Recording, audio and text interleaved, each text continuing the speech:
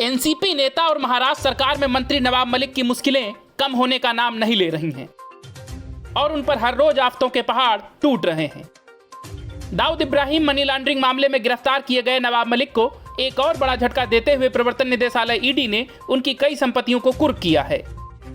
Money laundering act के तहत कार्रवाई करते हुए ईडी ने मलिक की 8 संपत्तियों को जब्त कर लिया है।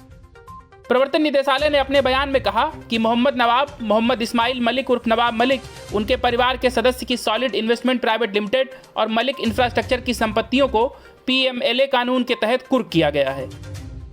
कुर्क की गई संपत्तियों में मुंबई के उपनगर कुर्ला पश्चिम में मौजूद गोवा वाला कंपाउंड, एक कॉमर्शियल प्लाट, महाराष्ट्र के उस्मानाबाद जिले में मौजूद 147.79 एकड़ कृषि भूमि, कुर्ला वेस्ट में 3 फ्लैट, बांद्रा वेस्ट में 2 रिहायशी फ्लैट शामिल हैं।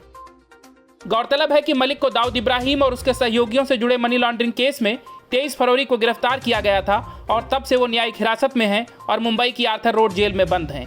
हाईकोर्ट उनकी जमानत याचिका भी खारिज कर चुका है। फिलहाल ईडी ने नवाब मलिक और उनके परिवार के लोगों की संपत्ति को प्रोविजनल तौर पर अटैच किया है। वहीं सुप्रीम कोर्ट ने न्यायिक हिरासत से बाहर निकालने की मांग वाली नवाब मलिक की याचिका पर सुनवाई पर सहमति जताई है। चीफ जस्टिस एनवी रमन्ना की बेंच ने कहा कि हम इस पर सुनवाई के लिए तैयार हैं, हालांकि बेंच ने सुनवाई की तारीख नहीं बताई है।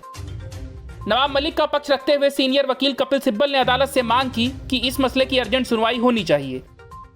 सिब्बल ने इस दौरान ईडी के एक्शन पर भी सवाल उठाए। उन्होंने कहा कि मनी लॉन्ड्रिंग एक्ट 2005 में आया था और जिस ट्रांजैक्शन को लेकर कार्रवाई की जा रही है वे सन 2000 के पहले की है। ऐसे में यह गलत है।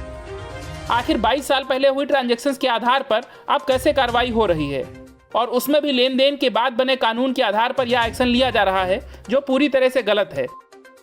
इस पर चीफ जस्टिस ने कहा कि हम इस केस की लिस्टिंग करेंगे।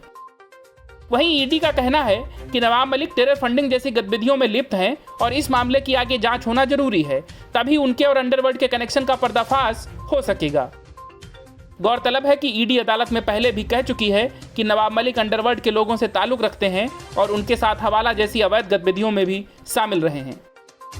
Bureau news of India.